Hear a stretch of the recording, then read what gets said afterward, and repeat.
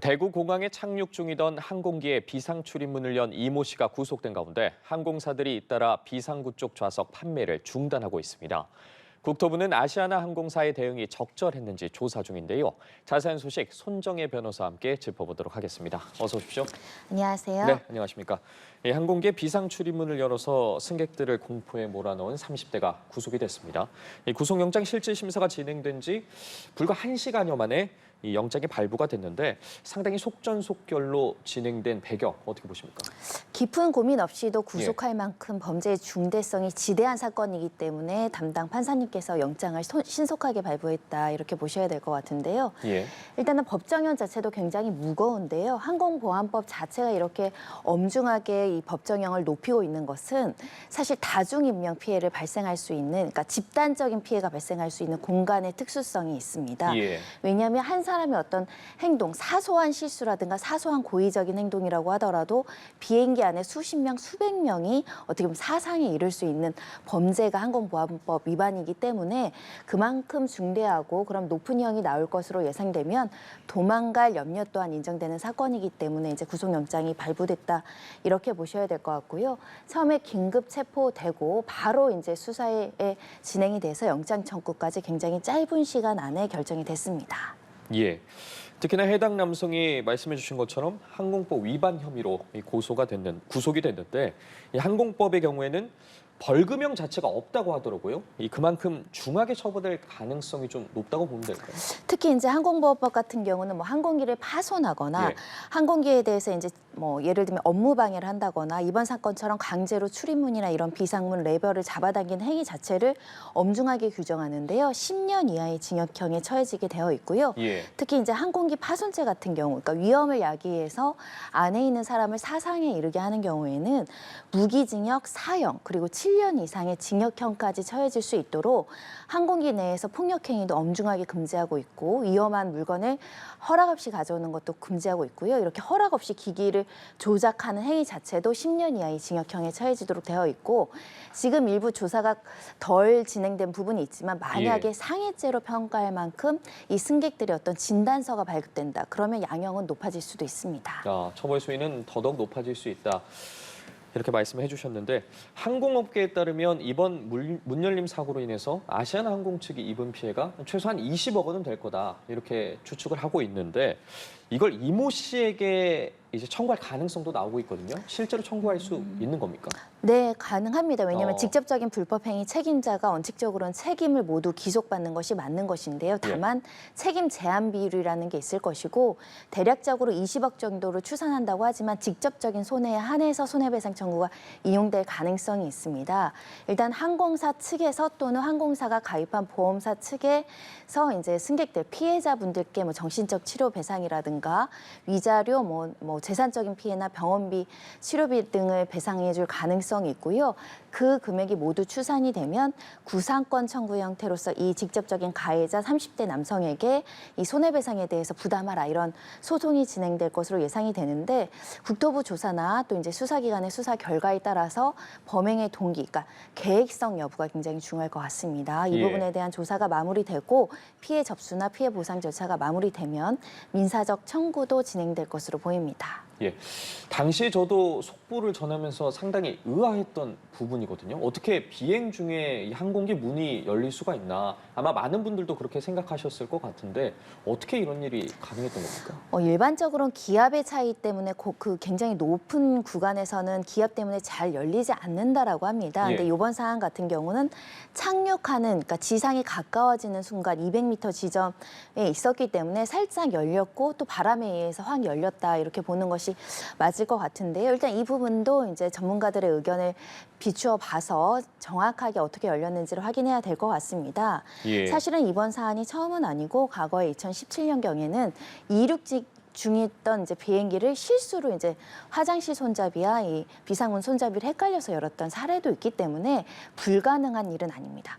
다만 이렇게 착륙 중이라고 하더라도 200m 상당이면 굉장히 높은 구간이기 때문에 거기에 문이 열렸다가 혹시 안전벨트를 하지 않거나 하는 상황이면서 정말 추락의 위험성까지 배제하기 어려운 사안이었기 때문에 많은 사람들이 공포의 착륙이었다 이런 이야기도 나오고 있고 일부 승객들은 재난 영화를 방불케 했다라고 이제 평가할 정도로 굉장히 위험한 순간이었습니다. 예, 당시 영상을 조금 전에도 보신 것처럼 너무나 충격적이고 놀라운 사건인데 국토부에서도 이번 사건 중대하게 보고 이 조사에 착수를 했습니다. 어떤 점들을 좀 중점적으로 살펴볼까요? 근데 이 사고를 방지할 수 있는 방지 대책에 대해서 국토부에서는 좀 더 고심할 필요가 있습니다. 예. 그러기 위해선 실제 어떤 경위로 열렸는지 여부, 그리고 어떤 부분이 부실했는지 여부 먼저 조사가 되지 않을까 생각이 드는데요. 일단 이 승객이 처음부터 의도를 가지고 계획적으로 여기에 앉아서 그리고 열었는지까지 또는 뭐 정신질환이라든가 평소에 어떤 범죄의 동기를 삼을 만한 경위들이 있는지를 확인할 것으로 예. 보이고요. 그 과정에서 피해를 방지할 수 있었느냐, 누군가는 인식하고 있지 않았느냐 이런 부분도 조사의 대상이 되지만 결론적으로는 국토부에서는 지금 항공안전감독관 4명을 이제 공항에 급파해서 예. 이 사안뿐만 아니라 다른 비행기도 같은 사례가 발생을 하거나 발생할 우려가 없는지를 조사할 것으로 보이는데 재발 방지책 굉장히 중요해 보입니다. 그런데 사실은 생각해 보시면 아시겠지만 비상문은 일반인이 접근해서 어떤 승무원이라든가 기장의 도움 없이도 열고 탈출할 수 있어야 비상문의 역할을 하는 것이거든요. 예. 접근 가능해야 되는 부분인데 문제는 손쉽게 접근 가능하니까 범죄자들의 타깃이 될 수 있다는 겁니다. 이 불분명한 경계 지점에서 좀 더 안전 대책을 강구하는 것이 숙제이지 않을까 합니다. 예, 대책이 필요해 보이는데 특히나 해당 좌석 같은 경우에는 이 비상시 승무원들을 도와야 하는 좌석의 의미도 있는데 그 좌석에 어떻게 그 승객이 앉게 됐는지 좀 이 점도 조사할 때 좀 많이 살펴볼 것 같거든요. 그런데 저희가 이제 예. 실제로 티켓팅하는 과정들에서 보시겠지만 항공사마다 제각각입니다. 여기 앉아 있는 사람이 안전 주의 의무를 숙지해야 되고 어떤 사람인지를 일일이 확인해서 이 티켓을 발부하지 않거든요. 예. 한간에는 여기가 이제 다리가 뻗기 좋으니까 윗돈을 얼고 또는 이 좌석을 선호해서 사시는 분이 있을 정도로 일반적으로 다른 승객과 차별 없이 티켓팅을 해왔던 자리입니다.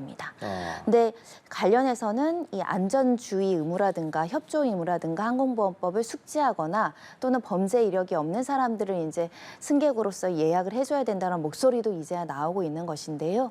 그래서 향후에는 이렇게 위험성이 어떻게 보면 위험성이 지대한 자리일 뿐만 아니라 위험성이 발생했을 때 승무원을 도와야 되는 굉장히 중요한 자리가로 예. 이제 인식이 되다 보니까 앞으로는 이 티켓팅 절차에서 신원 확인하거나 그런 주의 의무를 숙지하거나 또는 교육을 이수하는 사람들에 한해서 앉혀야 된다 이런 목소리도 나오고 있는 상황입니다. 예. 어쨌든 그 자리는 좀 공공을 위한 자리가 돼야 되는데 사실 좀 공간도 넓다 보니까 개인의 편의를 위한 자리로 좀 많이 이용이 되고 있던 게 현실인 것 같은데 일단 뭐 조사 결과가 나와봐야 하겠지만 왜 범인이 비상구로 갈 때 승무원들이 막지 못했냐 뭐 이런 의문을 갖고 계신 분들도 있더라고요. 그런데 사실 그 정도 높이에서 이제 착륙을 하고 있으면 승무원들도 안전벨트를 다 하고 있어야 하는 상황이지 않습니까?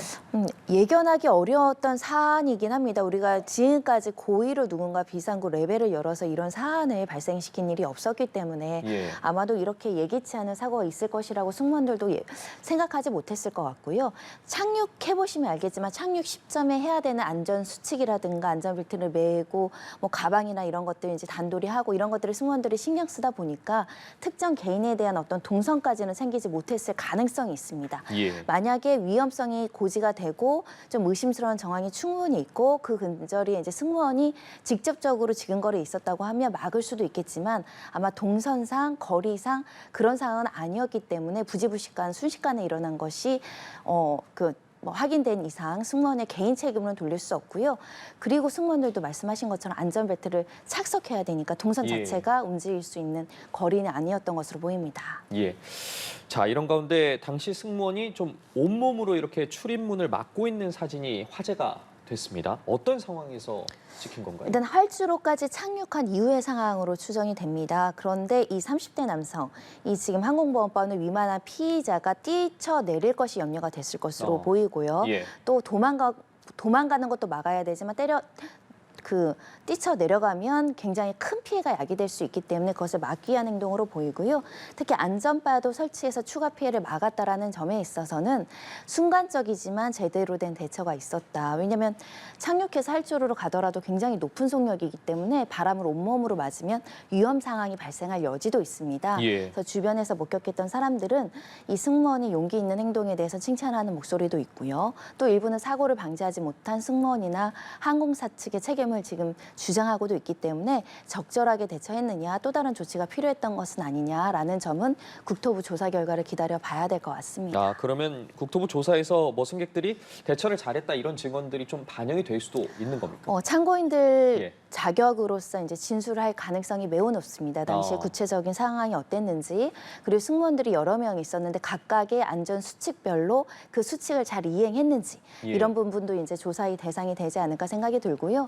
또 승객들이 너무 공포스럽고 이제 혼란스러운 나머지 구체적으로 사실관계를 떠올리지 못하지만 차근차근 이제 조사를 하다 보면 그 당시 상황이 어느 정도는 그려질 수 있기 때문에 그 단계의 조사까지는 이루어질 것으로 보입니다. 예, 이번 사고와 관련해서 아시아나항공이 이 피해 구제 절차에도 돌입을 했습니다.